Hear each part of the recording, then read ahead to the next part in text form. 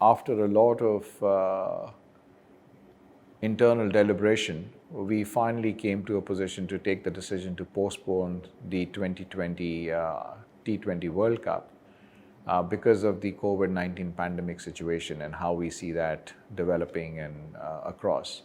We need to factor in the amount of complexity that a world-class event with 16 teams participating brings in terms of safety and security of not just the teams, the players, but every person who is involved in making the tournament happen, which would include your broadcasters, your volunteers, your media, and they all play such an integral part. And when you put all of them together, you're looking at close to 20,000 accredited people who are required to run an event. And for that kind of magnitude, to make sure that everybody is safe and secure is an extremely important decision that was taken through. We went through considerable amount of areas to focus on. We looked at options like air bubbles. We looked at options, could we have it in reduced venues? We looked at options, could we play behind closed doors? And we also looked at the various information that we were getting from government authorities.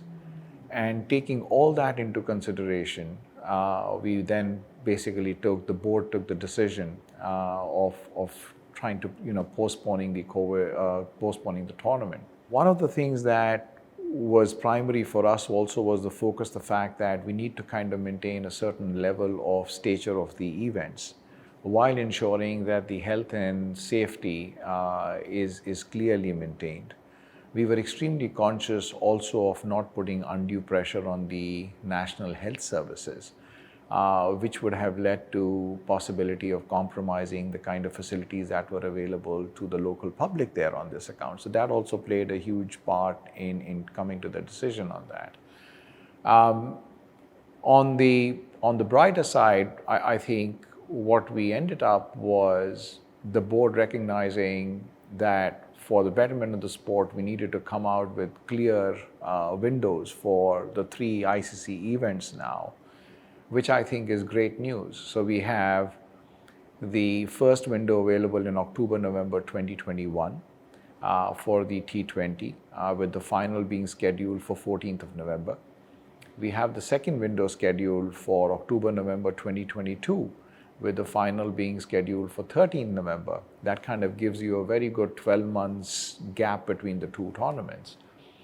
And then the board also took the decision of basically moving the ICC Cricket World Cup, Men's Cricket World Cup, from February, March 2023 to October, November 23, with the final being scheduled for 26th of November, which kind of is a huge step in the right direction for the sport, because it now just gives you a very clear gap between the various things. Plus it helps us also make sure that we can plan the events given the stature of the events and ensuring the health and safety of all the people concerned.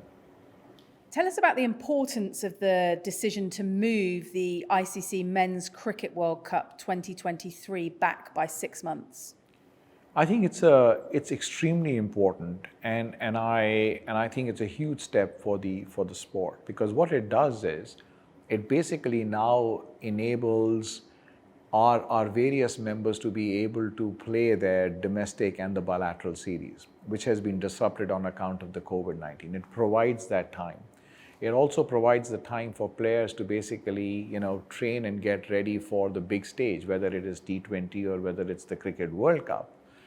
And most importantly, it basically helps us retain the integrity of the qualification process to ensure that, the Cricket World Cup is the biggest event, 2023 is the biggest event for that to happen. Have any decisions been taken regarding the staging of the ICC Women's Cricket World Cup 2021 as yet?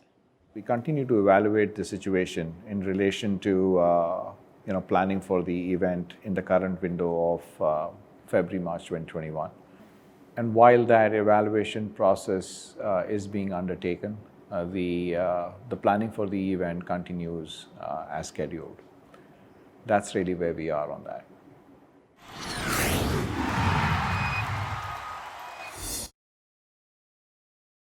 Subscribe to our YouTube channel for more videos like this. And don't forget to hit the bell icon for our latest content.